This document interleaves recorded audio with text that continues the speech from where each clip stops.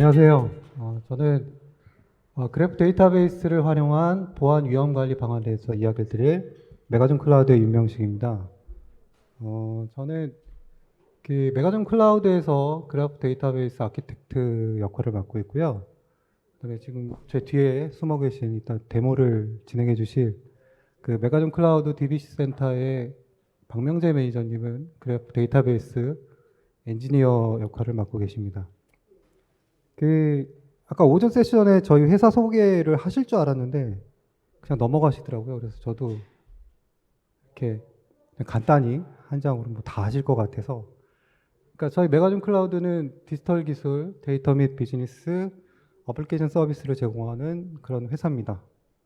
뭐 그 외에 뭐 세부적인 내용은 다 아실 것 같고요. 네, 그래서 이제 그래프 얘기를 하려고 하는데, 그러니까 저는 사실 보안 전문가는 아닙니다. 그러니까 저는 그 한 20년 넘게 데이터베이스 쪽으로 일을 많이 했고요.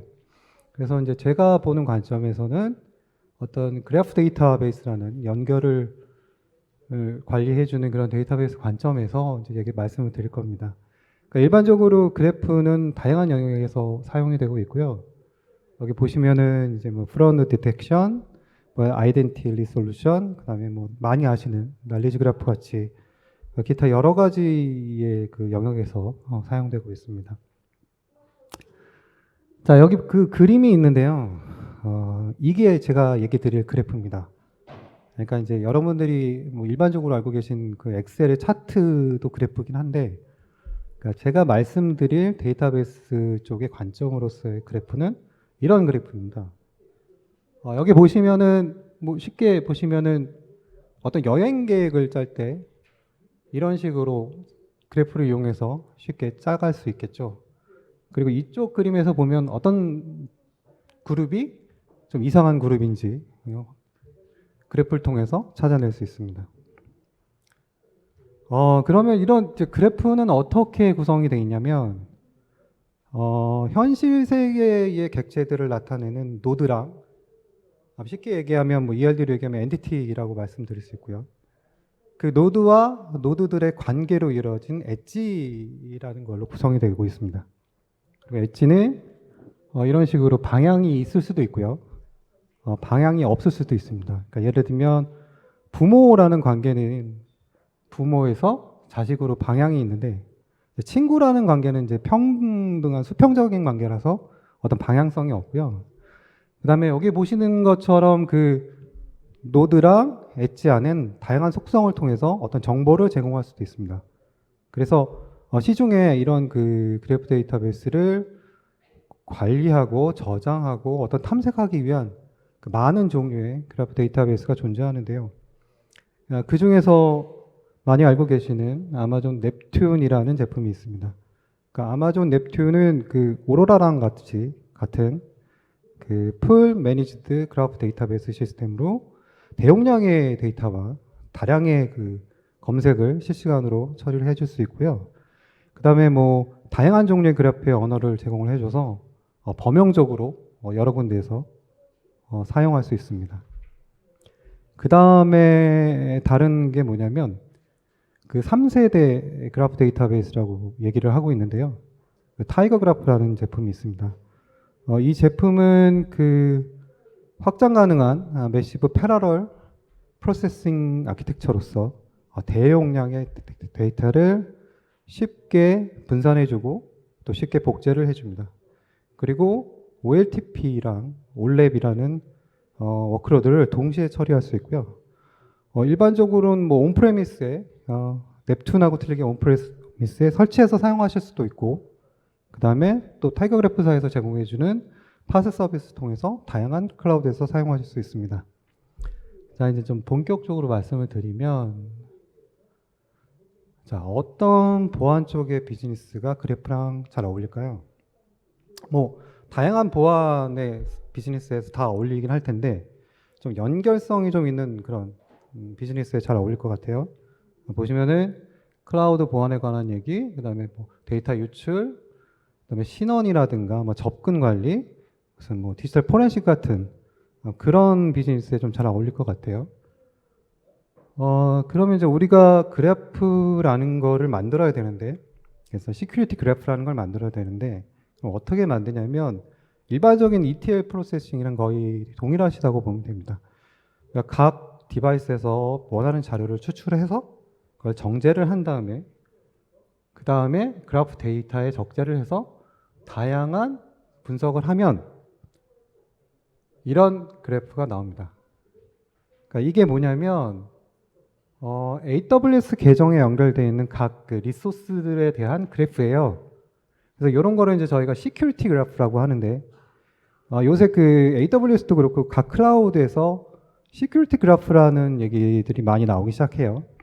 이렇게 보시면 좀 복잡할 것 같아서 요걸 좀 한 단계 내려보면 이렇게 간단한 구성이 됩니다. 자, 그러면 한 가지 이제 예를 들어 볼게요. 우리가 이제 공격 경로를 뭐 분석을 한다고 하면 제일 먼저 이제 할 거는 어디가 노출되어 있느냐, 그걸 이제 찾아봐야겠고요. 두 번째는 그러면 어떤 취약점이 있을까?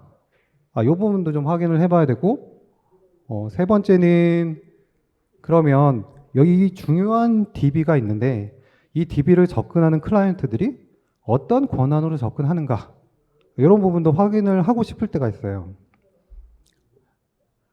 자, 여기에 나와 있는 이제 네트워크 토포로지 그래프를 보시면 요 밑에 있는 VM이 인터넷까지 어떤 경로로 연결되어 있는지를 한눈에 파악을 할 수 있습니다. 보면 이제 ELB도 사용하고 있고, 여기 보면 이제 그 피어링도 사용을 하고 있고요. 그리고 그 다음 그래프를 보면 지금 이 VM이 공격을 당한 거예요. 근데 얘는 이제 웹서버인데 이 웹서버가 이런 민감 데이터에 접근을 이렇게 하고 있는데 보니까 웹에 노출된 키를 통해서 접근을 한다를 알 수 있습니다. 그러니까 이게 이제 취약점이겠죠. 그다음에 이 그래프를 보면 여기에 있는 이제 프로덕션에서 보면 프로덕션이 여기에 접근할 때 어드민 권한을 갖고 있어요. 그리고 또 여기 인터넷에 연결되어 있는 이 개발 환경에서 이 프로덕션 환경으로 넘어갈 때 이런 어드민 권한을 갖고 와서 접근을 합니다. 그래서 요 앞에서부터 제가 설명드렸던 거를 다 합쳐서 한 그림으로 보면 이런 식으로 전체적인 이제 시큐리티 그래프를 볼 수 있으신데요. 이 시큐리티 그래프는 그 클라우드의 다양한 요소들 간의 관계를 명확하게 일단 보여주고요. 그다음에 그 관계들 사이에서 어떤 상호 연관성을 쉽게 찾아볼 수가 있습니다. 그리고 어떤 계층을 구별을 해서 보안에 대한 위험 정도를 나타낼 수 있어요. 그러니까 여기 보시면은 이 빨간색 부분이 가장 위험한 부분이라고 보시면 되고, 요거는 뭐 상대적으로 좀 덜 위험하다. 보시면 왜 빨간색이 위험하냐면 인터넷에 노출되어 있는 이런 VM에서 가장 민감한 데이터에 접근을 하고 있더라. 이런 거는 이제 한눈에 알아볼 수 있는 겁니다. 네. 그래서 제가 뭐 좀 짧은 것 같은데 잠깐 이제 지금 마무리를 한다 그러면 사실 운영하실 때 보면 시스템이 작을 때는 문제가 안 돼요. 근데 이제 시스템이 막 커지게 되면 뭐 안 쓰는 IAM 정책 한번 찾아보려도 시간이 엄청 걸리고, 그 다음에 뭐 인터넷에 노출되어 있는 EC2 하나 찾아보려면 뭐 EC2가 한 1000개, 막 3000개 뭐 이렇게 되면 되게 힘듭니다. 그래서 그런 상황에서 뭐 일일이 뭐 커맨드로 날려서 찾는 것보다 이런 미리 그래프를 만들어 놔서 이 그래프를 통해서 찾게 되면 되게 손쉽게 적은 리소스로 빨리 찾을 수가 있습니다. 그래서 요 다음 세션에, 다음에 여기 옆에 계시는 박명재 매니저께서 두 가지의 데모를 보여주실 거예요. 그래서 그 데모를 통해서 실제적으로 직접 보시게 되면 그래프를 사용하게 되면 좀 더 쉽게 보안의 취약점을, 다른 보안의 위험 요소를 관리할 수 있거나 확인할 수 있겠구나라는 것을 알게 되실 겁니다. 네, 저는 여기까지고요. 그다음에 박명재 매니저한테 마이크를 넘기겠습니다. 네, 안녕하세요. 저는 메가전 클라우드 데이터 비즈니스 센터에서 그래프 데이터베이스를 담당하고 있는 방병재입니다. 앞에서 이제 그 윤명식 매니저님께서 보안 영역에 어떻게 그래프 데이터베이스를 사용할 수 있는지 잘 설명해 주셨는데요. 그래도 이제 그래프 데이터베이스가 아직 생소하신 분들의 이해를 돕기 위해 제가 이제 준비한 데모를 보여드리겠습니다. 제가 오늘 준비한 데모는 이제 AWS 넵툰과 이제 타이거 그래프라는 그래프 데이터베이스 솔루션을 보안 영역에 어떻게 활용할 수 있는지 보여드릴 건데요. 이제 먼저 AWS 넵툰을 활용하여 이제 현재 사용하고 있는 AWS 리소스들 간의 연결 관계를 파악하고 이 연결 관계를 통해 이제 잠재적 위협을 식별하고 어떻게 효율적으로 리소스를 관리할 수 있는지 보여드리겠습니다. 먼저 앞에 그림이 하나 나와 있는데 이제 AWS 리소스들이 이제 간단하게 연결되어 있는 것을 이제 표현해 주는데요. 이제 EC2, VPC, IAM 롤 뭐 이런 AWS 자원들이 이제 연결되어 있고 이들이 어떻게 연결되어 있는지에 대해서는 이제 엣지 이름으로 이제 정의되어 있습니다. 그리고 AWS 넵툰은 이제 주피터 랩 환경에서 사이퍼, 오픈 사이퍼 쿼리 아니면 그렘린 그리고 스파큐엘 같은 쿼리 언어를 통해서 데이터를 질의합니다. 그러면 제가 직접 이제 쿼리를 실행시켜 보면서 한번 데이터를 조회해 보겠습니다. 사용하지 않는 IAM 역할이 있는지에 대해서 좀 알아볼 건데요. 쿼리를 실행시키면은 현재 계정에 이제 14개의 IAM 역할이 이제 생성되어 있었는데 이제 두 번째 쿼리를 실행시키면은 현재 사용하지 않고 있는 이제 IAM 역할들이 이렇게 그래프로 표현이 됩니다. 보시면은 세 개의 IAM 역할들이 아무 리소스와 이제 연결이 되어 있지 않기 때문에 이제 사용을 안 하고 있고 이제 제가 예를 든 거는 이제 IAM 역할을 이렇게 출력하게 했는데 뭐 또 다른 리소스 뭐 연결 관계가 없는 리소스들을 이제 조회하여 이제 좀 AWS 자원을 좀 효율적으로 사용할 수 있습니다. 안전하지 않는 폴리시가 있는지에 대해서 좀 조회해 볼 건데요. 자, 쿼리를 실행시키면은 이런 식으로 두 개의 이 IAM 폴리시가 나옵니다. 근데 이 두 개는 이제 왜 안전하지 않다고 판단했냐면은 이제 관리자 권한을 가지고 있는 정책이어서 이 정책을 뭐 다른 사용자가 좀 악용해서 다른 접근하면 안 되는 리소스에 접근을 해서 뭐 데이터 커럽션이라든가 아니면은 뭐 장애를 발생할 수 있기 때문에 이렇게 안전하지 않은 거로 지금 출력이 됐습니다. 그러면은 이제 다음으로는 이 정책과 연결된 다른 IAM 역할들을 한번 조회해 보겠습니다.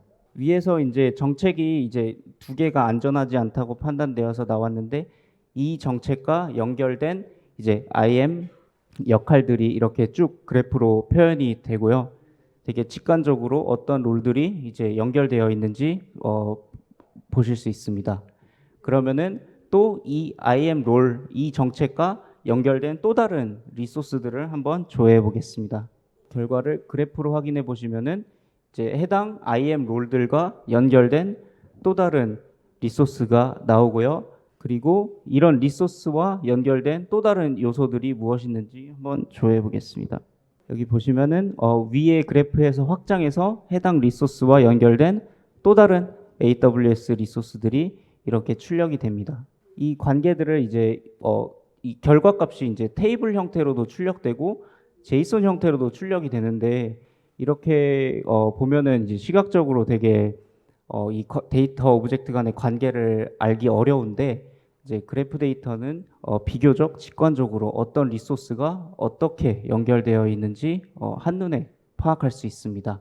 그리고 이제 전체 데이터를 이제 조회해 볼 수 있는 쿼리를 한번 실행해 볼 건데요. 이제 1홉까지만 아까 보여드렸던 그 폴리시에서 이제 한 홉 조인을 한 번만 해서 조회하면은 그 안전하지 않은 정책과 연결된 이제 역할들이 이렇게 세 개가 나오고요.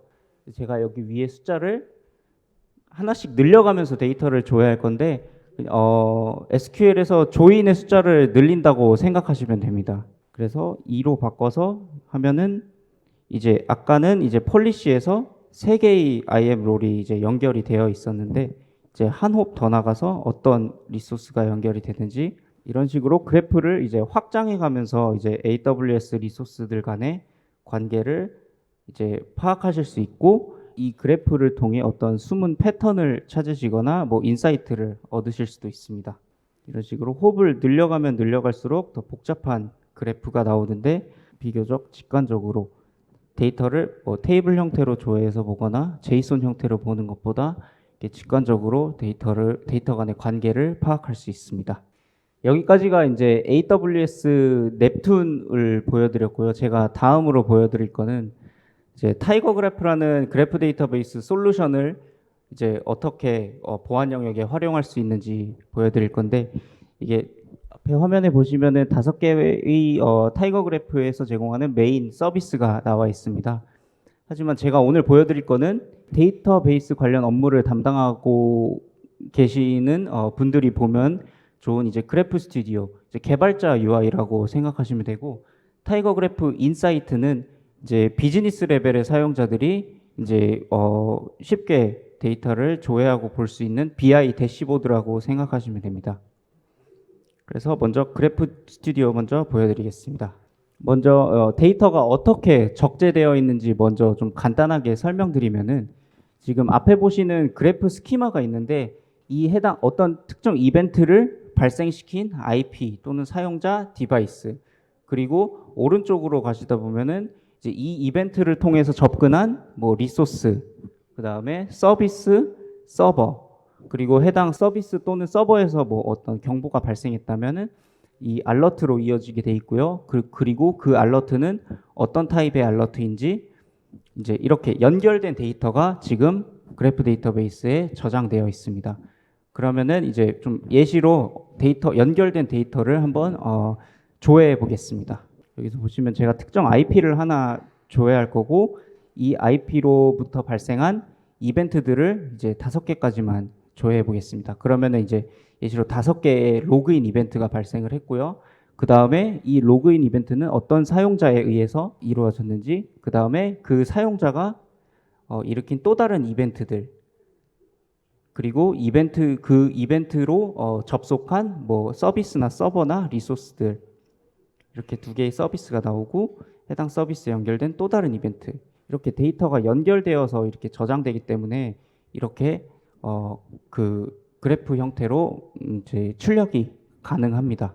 다음으로 보여드릴 거는 이제 쿼리를 작성하고 결과를 출력해주는 UI를 보여드릴 건데요.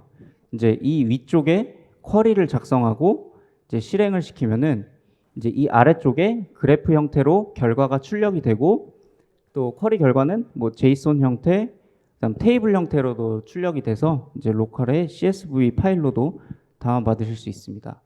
또한 REST API 주소를 이렇게 제공해 주기 때문에 이제 다른 BI 어플리케이션과 연동해서 데이터를 조회해 볼 수도 있습니다.